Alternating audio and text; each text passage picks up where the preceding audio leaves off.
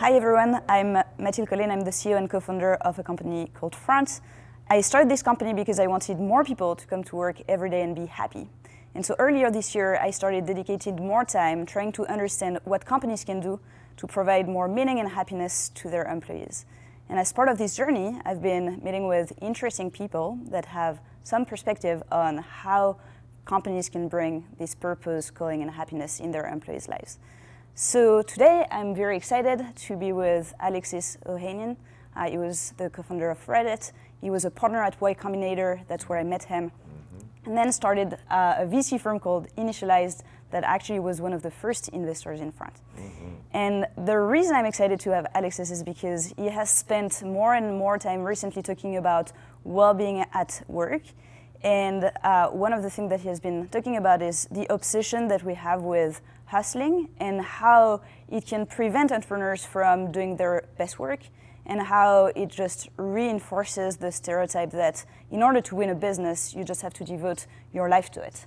So Alexis, thanks so much for being here. My pleasure. Thank you for having me. One of the things that I've realized is now people, when they think about their job, they're not happy anymore with just a regular job or just like building a career. Like what they want is meaning, they want to be happy, they want a calling. So my first question would be like very personal, which is, do you find your job meaningful today? Yes, I would not be doing it if I didn't. Actually I was on paternity leave, welcoming the birth of our first and only child. And thank you. She's 2 now, so time flies. But I was there really with a lot of time to think about what was giving me purpose and what was fulfilling me. And the litmus test that I used was the quality of the dinner table story that I had at the end of the day. Interesting. Now, my wife has a very interesting job, has a lot of great stories at the dinner table. And I wanted to think about the stories that my daughter would hear as she got older, because that's a really important time for us because we are so busy. We really try to make that time sacred, so no phones, et cetera, et cetera. And I wanted to have stories, I'm very competitive, that would compete with my wives. And what I found, certainly, I'm very proud of the work that the team did. I came back to Reddit in 2014 when it was probably at its lowest. And the turnaround has been very successful. And I'm proud of the work everyone did. But in the process of getting there, Reddit went from like 40 demoralized employees to, I think, 400 really active and excited and driven people. But the size of the org meant the nature of the work that I did most of the time was drastically different. And this was something I'd never experienced before. I'd never been at the top of a company that big. And I just found most of my days were spent doing some version of executive therapy. And I knew that while there's real value there are people who definitely have superpowers around organizational structure and management, especially that size. But when I was being honest with myself, realized where I really found my joy was working much closer with founders still in the earliest days of the creation process, really going from 0 to 1. And my partner, Gary Tan, who's a co-founder at Initialized, also was a partner at Y Combinator, and you know him well. Gary came to me and said, look, he's very convincing. He's like, it's great, it's amazing that you've created $1 billion company, but with Initialized, we have the chance to help create dozens and really be able to scale that expertise and really be able to scale that impact. And I mean, he made a very good point. And so now I get this amazing job where I get to talk to founders, and even though the vast majority of the time we don't invest, I'm still learning something new. I'm every day learning something new from my partners or from founders that we meet who are obsessing, focusing their entire lives on solving a problem, and I'm learning something. And the stories that I get to bring home are ones that I hope entertain. I don't know. They might be more boring than I think, but for me at least, are very meaningful, very purposeful. And then when we do get to invest in great founders and get to help them as best we can, but really also concede the point that there's only so much we need to do. Great founders are the ones actually running the businesses and growing the businesses, but to be able to be privy to that it's like the best professorial job there is, because there's always a new incoming class of founders, and you get to take such pride in seeing these like super early stage founders who just have a dream able to bring it to fruition, and it's deeply satisfying. And so I optimized for the dinner story, and I think it's been totally worth it. Yeah. Well, that's fascinating.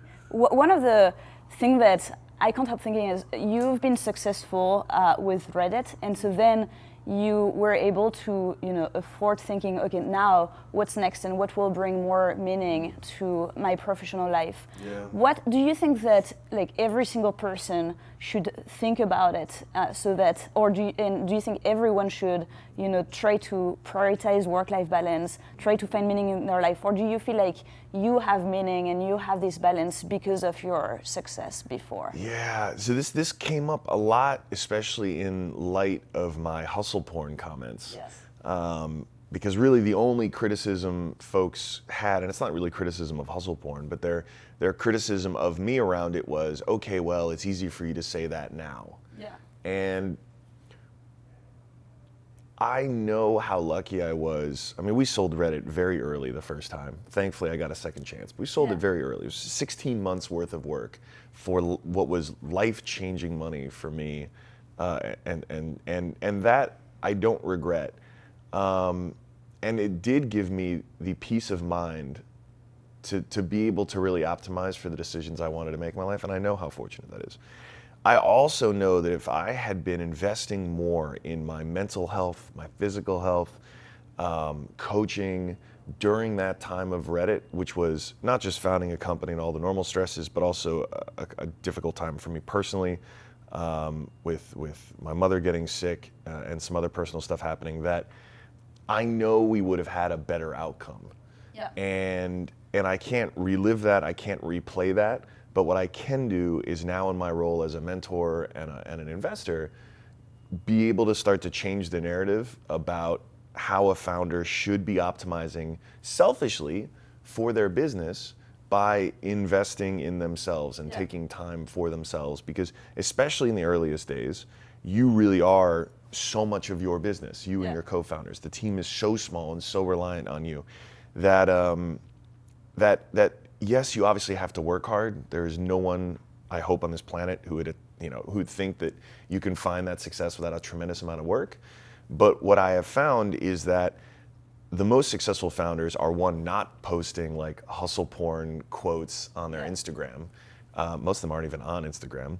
But more importantly, they know that the time they have to reflect, to exercise away from work, to recover, the time that they invest in themselves not working actually helps their bottom line, actually helps them be better when they are at work. Yeah, one thing I'm curious about, so the very interesting thing is one of the reasons why I became more passionate about, being more healthy, spending more time not connected to work, meditation, therapy, etc., is because my co-founder got sick like 2.5 years ago, which was like the worst period of my life. And it seems like you had a very similar story where you had to get to a point where like you were maybe so unhappy that you started thinking about prioritizing it, and then you saw how much happier you could be. So my question would be for all these people that don't have this very, very tough experience that they use as a turning point to prioritize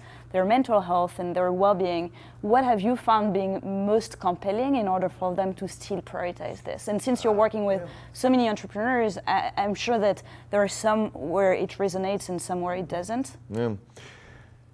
I really do think modeling the behavior goes a really long way towards just giving founders the clearance or the comfort to be able to say like, okay, I hear you and I can actually do this.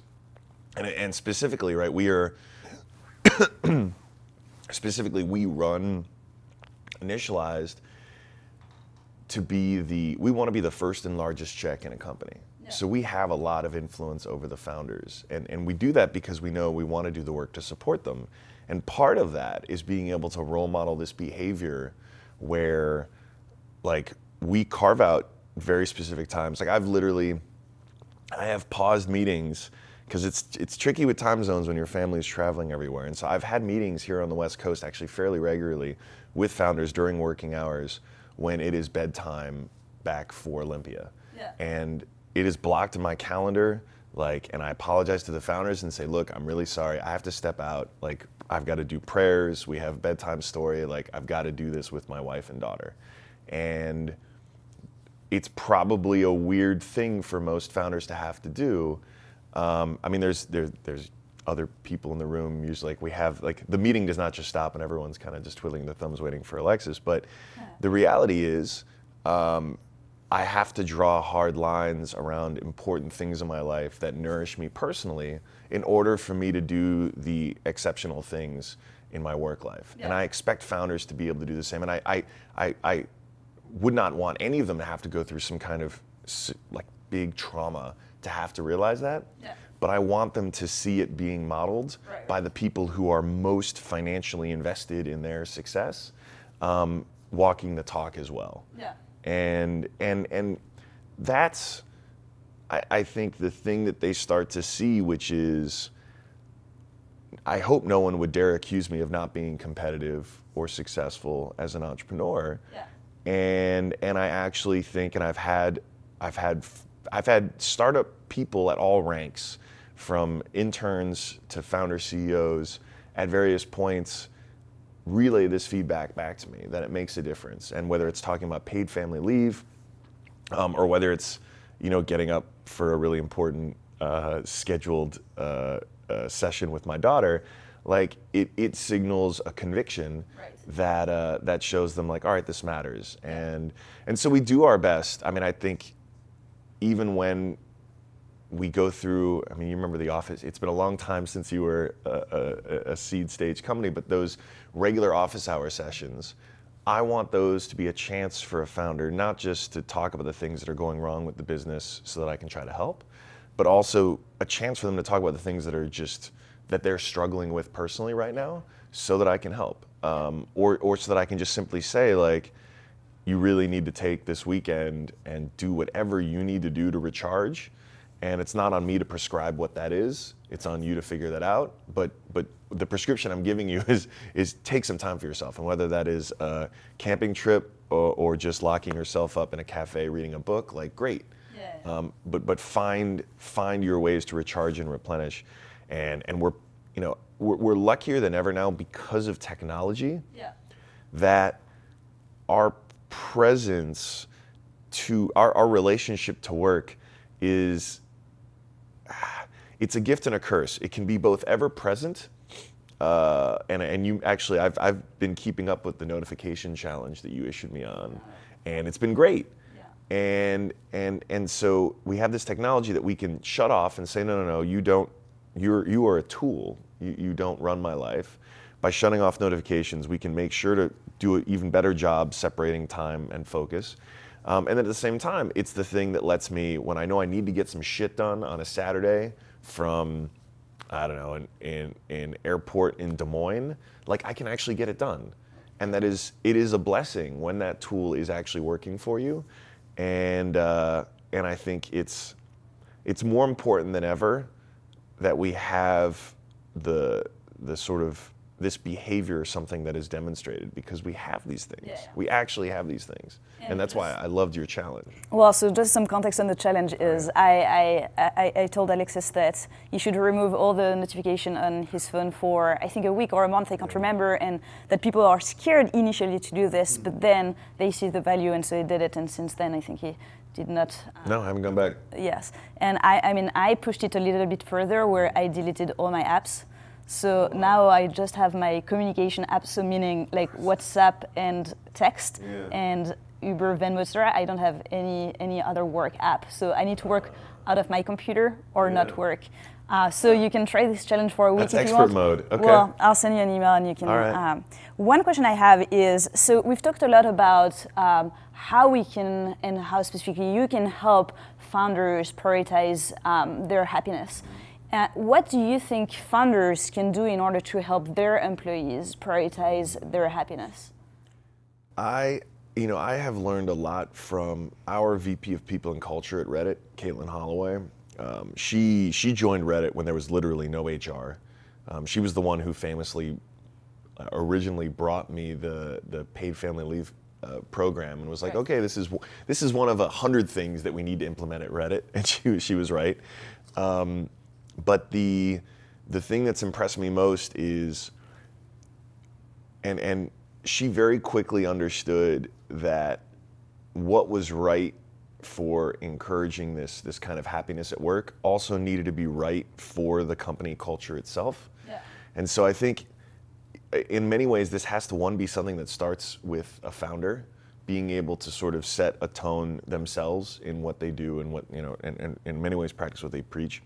And in finding ways to build policies and programs into the office that are genuine, and that, so I don't want to prescribe something because it may not work for your organization. Right. But whatever they are should be things that are true from the sort of founding core or the values core of the organization, and are actually policies. And there are some, there's some sort of obvious easy ones that I don't think anyone argues with these days around flexibility at work.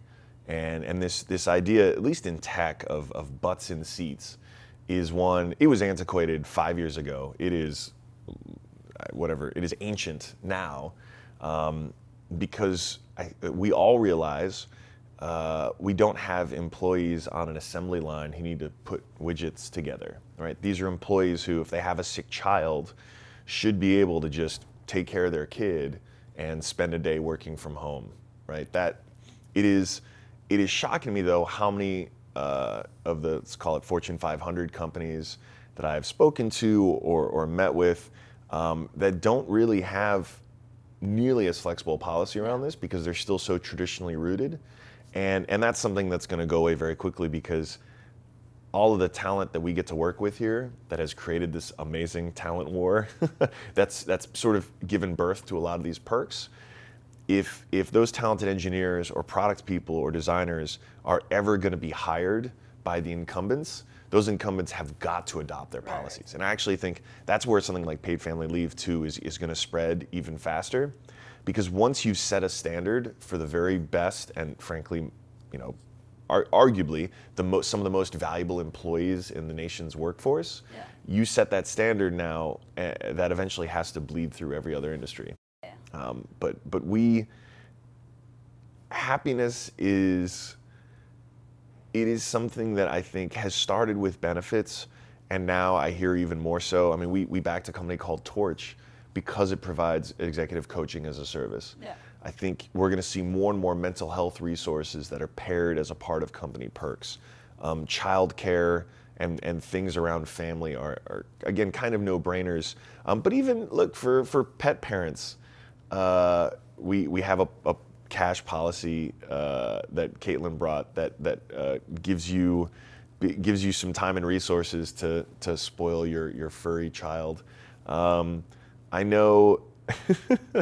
I can only imagine. I have these conversations with my dad, who's obviously from a different generation, about this stuff, and it often gets seen or reported on through a lens of like millennial entitlement. And I think what we're actually seeing is a generation that has both been promised a lot of things that didn't come to fruition, like at least here in America, right? Go to college, don't worry about the student loan debt, you'll have a great job waiting for you. Not true. Real estate, it's a great investment, you're gonna have a home, it's part of the American dream. Not true. We've seen a generation that was born through a lot of kind of false promises that feels, yes, entitled to something that's actually true because they feel like they did the work. At the same time, though, also got so empowered by a technology, the internet, that has enabled far more flexibility and the ability to act on this feeling of, all right, well, if the system's broken, fine, I'm gonna hack my own way, whether I'm gonna become a founder or I'm gonna, become a full-time artist on Patreon, initialized company, or even just find a way to creatively build the life that I want for myself. I want to travel 2/3 of the year. Like, God bless, do your work freelance. Right. And I think that all feeds into what is going to be a much bigger culture shift at work. That is the future. That doesn't get dialed back. and nor should it. So since we're past our time, but I enjoy this conversation so much, I have two last questions. The first one is, when you invest in a company today, is that a criteria that you use, like the fact that the founders will prioritize the happiness of their employees and their own happiness? It is the adjective I use that I'm trying to teach other partners, because it's sort of a je ne sais quoi. Is that my French? It's like okay, I'm learning. I need a founder to be compelling. And what that means is not charismatic, it's not outgoing, it's not extroverted, it is compelling. They deeply understand the problem they're trying to solve, the market they're trying to solve it for, and the people they need to bring on board to do it. And so I think part of that, because it all, at the end of the day, is going to come down to the team that they can build, is exactly that. And so part of being able to have and retain those people is understanding what they want, how to give them fulfillment, how to give them a sense of mission and purpose. And yeah, it's an unfair advantage when you know that a founder can crystallize why someone should want to work there beyond just, hey, you're going to have a great job and you're going to hopefully make a lot of money and hopefully lots of people will love what you build, but something else that fills this other need. And great founders can do it with companies that are not ostensibly mission driven. And like Front is a great example of that, because on the surface you'd be like, emails? Where, how, like, and you can see even among the earliest days in the sort of compellingness of a founder, this ability to realize what is going to delight not just users, but the people who are going to join the mission. Yeah. Any last word of wisdom for people watching us? I only want better things in this world. And I do believe that startups are one of the highest leverage, fastest, most amazing ways to create better things in this world. And so that's why I love what I get to do with Initialize. That's why I love being able to watch these companies grow and do wonderful, wonderful work. And I'm grateful for the fact that this is, what you're identifying here is not something that comes from us. I really do think there is a changing trend now, and it is especially a generational one, where more and more people are now realizing how important this is.